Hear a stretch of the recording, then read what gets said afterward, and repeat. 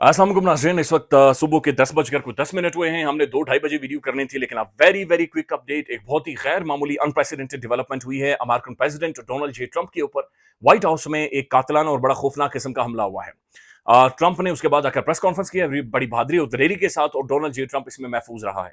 ये बात ध्यान में रखें कि ट्रंप के साथ हम जितना मर्जी शुगर लगा लें, थैला कह दें, उसे ड्रम कह दें, उसे ट्रम्प कह दें, उसे कुछ भी कह दें, लेकिन हकीकत बात यह है कि वो अमेरिकन प्रेसिडेंट है। और जो उसके ऊपर जिस टाइम में हमला हुआ है, उस वक्त अमेरिका एक एक्टिव वॉर के अंदर शामिल है। अमेरिका और ड्रम के फैसले के बाद एक जंग के अंदर शामिल है। लिहाजा इसके असरात मैं और आप अगले तमाम तर इवेंट्स में ईरान के हवाले से भी देखेंगे, और पूरी दुनिया इसके असरात महसूस करेगी। सबसे पहले जो अपडेट्स हैं आपके सामने रख देते हैं कि ये बंदा कौन था जिसने ये सारी कार्रवाई डाली है, और फिर साथ ट्रंप ने एक स्टेटमेंट दी है जो बड़ी परेशान कुन है, वो भी आपको बताते हैं। लेकिन सबसे पहले नाज़रीन, कहीं पर भी किसी के साथ भी अगर ऐसा वाकया हो तो उसे कंडेम करें। ये हौसला अफजा चीज नहीं है, ये इसकी हौसला शिकनी करें, इसे सख्त अल्फाज में, शदीद अल्फाज में कंडेम करें।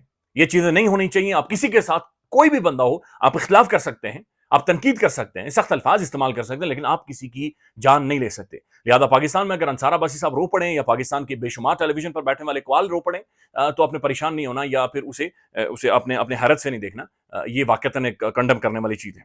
अब नाज़रीन, ये व्हाइट हाउस के अंदर हो रहा था। व्हाइट हाउस कोरेस्पोंडेंट्स डिनर था, साफियों की जानिब से था। ये व्हाइट हाउस की कोरेस्पोंडेंट्स एसोसिएशन है, ये उनकी जानिब से दिया गया था। इसे ब्लैक टाई इवेंट भी कहते हैं। इसकी सिग्निफिकेंस है, हिस्टोरिक सिग्निफिकेंस है। वहां पर प्रेसिडेंट आता है, फर्स्ट लेडी आती हैं, सेलिब्रिटीज आती हैं, मुख्तलिफ साफी वहां पर मौजूद होते हैं, और ये बुनियादी तौर पर बनाया जाता है first to celebrate the first amendment, यानी एक हिस्टोरिक, बहुत ही एक तारीखी इसकी एक इंपॉर्टेंस और अहमियत है। दैट्स व्हाई ट्रंप ने बाद में आकर जो गुफ्तगू और बातचीत की, उसने ये कहा कि हम दोबारा से इस इवेंट को ऑर्गेनाइज करेंगे और हम इसे खत्म नहीं होने देंगे। अच्छा नाज़रीन, अब ये जो इवेंट हुआ है, ये हुआ कैसे है? एक लड़का जिसका नाम जो बताया जा रहा है वो भी आपके सामने रख देता हूं, लेकिन 31 साल का ये लड़का है। ये बतौर गेस्ट वाशिंगटन हिल्टन के अंदर मौजूद था, और इसे इनवाइट किया गया था, और इसने व्हाइट हाउस कोरेस्पोंडेंट्स डिनर के अंदर जाना था। अच्छा, ये कोलिन एलन इसका नाम है, कोल एलन इसका नाम है। 31 साल का नौजवान है, यानी मेरी और इसकी उम्र लगभग सेम ही है। The man accused in the White House correspondents dinner shooting. अच्छा, फिर इसकी जो डिटेल्स बाकी आ रही हैं, ये आ रही हैं कि जनाब 31 साल इसकी उम्र है, और ये ग्रेजुएट है, यानी he graduated from the Caltech back in 2017 with a degree in mechanical engineering. Mechanical engineering में इसकी डिग्री है, और जनाब ये मास्टर्स कर रहा था अपना कैलिफोर्निया से, और बड़ा बड़ा पढ़ा लिखा, यानी क्वालिफाइड ये एक लड़का था, और पॉलिटिकली भी एक्टिव था। अच्छा, ये खबर आ रही है कि इसने कमाला हैरिस को, यानी ट्रंप के जो अपोनेंट्स थे डेमोक्रेट्स, उन्हें बाकायदा से $25 इसने दिए भी थे, पैसे भी दिए थे। उसकी फंड रेजिंग में $25 इस बंदे ने दिए भी थे, जो आज इसने शूटिंग की है।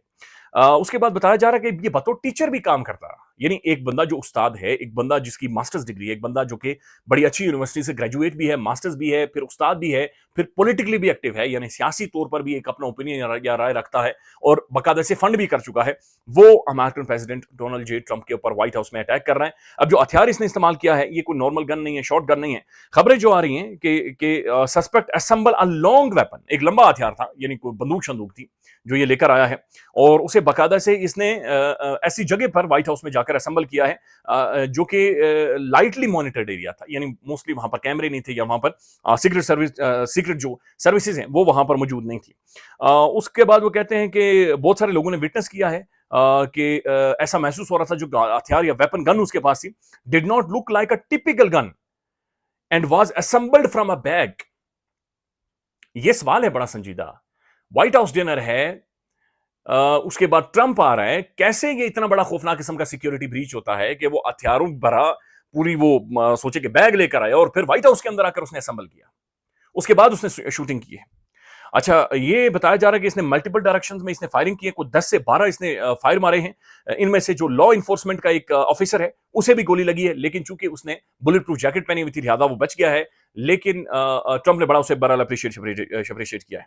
One person is in custody, Trump and Melania safe secret services and the metro police actively investigating the fact that somebody could assembled a long gun from a bag inside the venue in a room with no security before charging the ballroom in a massive security failure that's going to define every conversation tomorrow. तो ये अगले चंद घंटों की सबसे बड़ी बहस होने वाली है कि एक बंदा इतना बड़ा बस्ता उठाकर, जिसके अंदर हथियार मौजूद हैं, गन्स मौजूद हैं, और वो उन्हें लाकर असेंबल कर रहा है व्हाइट हाउस के एक ऐसी जगह के ऊपर जहां पर कोने खोपचे के अंदर बंदा ही को मौजूद नहीं है, और फिर वो लेकर जा भी रहा है, और एक सीक्रेट सर्विस को गोली भी मार देता और 10 से 12 फायर भी करता है। It's a very big security breach, it's a very big security breach.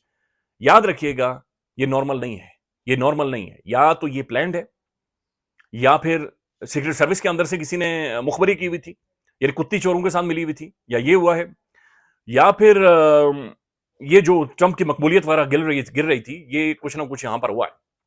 ये नॉर्मल नहीं है। It's a very very serious development और इसके जो असरात हैं वो आने वाले टाइम में आप देखेंगे।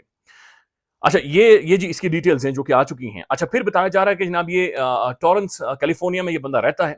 पुलिस पहुंच गई है, मीडिया पहुंच गई है, जहाज ऊपर सर्वेलेंस कर रहे हैं और बहरहाल उसके घर में पहुंच गए, कॉलिन एलन के घर में। उसके बाद जो सीक्रेट सर्विस के डायरेक्टर्स हैं उन्होंने कहा कि जनाब हम इस तरह हर दिन प्लान करते हैं, we take each case, evaluate it and conduct site assessment, that's why we go out and build these sites. वो कह रहा है कि जनाब हमने तो सारी असेसमेंट की हुई थी, लेकिन एक बहुत बड़ा सिक्योरिटी ब्रीच हुआ है डोनाल्ड जे ट्रंप के मामले में। या तो सिक्योरिटी ब्रीच हुआ है या तो फिर प्लान था, बहरहाल कुछ ना कुछ कहानी यहां पर हुई है। अब नाज़रीन आगे बढ़ते हैं कि जो ट्रंप ने उसके बाद जो टॉक की है वो बड़ी इंपॉर्टेंट है। एक तो ट्रंप बहादुर तो है, जब ये बंदा कैंपेन कर रहा था तो उस दौरान स्नाइपर ने इसे शूट किया था और इसकी कान के पास से बुलेट गई थी। मेरे ख्याल में हिट भी हुआ था उस वक्त, तो ये उस वक्त भी नहीं डरा था। तो ये अभी भी इसने दोबारा से आकर प्रेस कॉन्फ्रेंस की है। इसने ट्रंप ने ये कहा है, अच्छा ये सबसे अहम तरीन स्टेटमेंट है, this is not going to deter me from winning the war in Iran. पहली स्टेटमेंट इस अटैक के बाद जो ट्रंप दे रहा है वो उसे इस इवेंट के साथ जोड़ रहा है, ईरान वॉर के साथ जोड़ रहा है। ऐसे टाइम में ईरानियंस पाकिस्तान में आए, चले गए, अमेरिकन से बातचीत नहीं की, जैरेड कुशनर और स्टीव विटकॉफ को इसने रोका है। अगले चंद घंटों के अंदर ट्रंप के ऊपर अटैक हो जाता है, जिस पर यह कह रहा है कि इस तरह के हमले मुझे ईरान वॉर जीतने से या ईरान पर हमला करने से नहीं रोक सकते। I do not know if they have anything to do with this. I really do not think so. Based on what we know, वो कह रहा है मुझे नहीं पता इसका ताल्लुक ईरान के साथ है या नहीं है, लेकिन भाई मैं ऐसी चीजें मुझे जंग से नहीं रोक सकती। We are going to continue to do a great job. That's all I can do. Trump knows that every president learns after an attempt on their life. The country rallies. अच्छा, जिस जगह के ऊपर ट्रंप के ऊपर attack हुआ है, माजी में भी अमेरिकन प्रेसिडेंट के ऊपर यहाँ पर हो चुका है। इससे पहले भी एक प्रेसिडेंट को इसी तरह के वाकये में जख्मी किया था। अच्छा, फिर ट्रंप से पूछा गया कि तुम क्या समझ आ रही है कि क्यों इस तरह के अटैक्स होते हैं या हमले होते हैं।